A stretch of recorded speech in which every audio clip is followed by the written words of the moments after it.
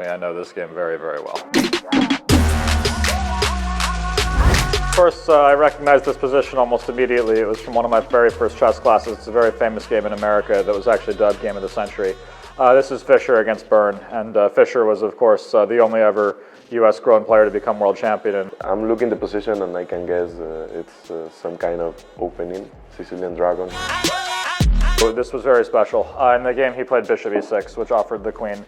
The point being that if white were to take this hanging knight, then after queen takes c5, black remains with his pawn up. Big attack against the black's king. Rook h5 is the first move we can consider after gh, queen takes. I think there is no too many options for black to defend this position. Here Byrne was very cooperative with the move bishop takes b6, which allowed bishop takes c4 check and knight e2 check.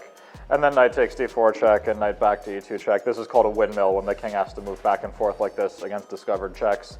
And here Fischer took the bishop to avoid the draw, playing without a queen, but he's taking a boatload of material. Black can try some counterplay, but it's no chance to survive because rook h1, so I think the best move, maybe the only move, is king f8 or maybe bishop e8.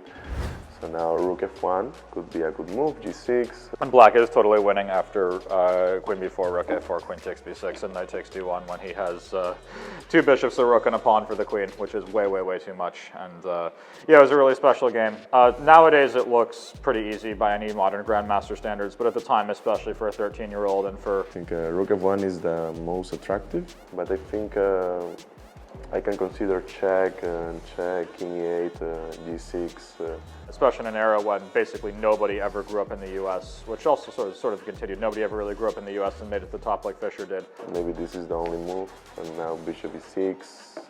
Now again we're talking about only moves.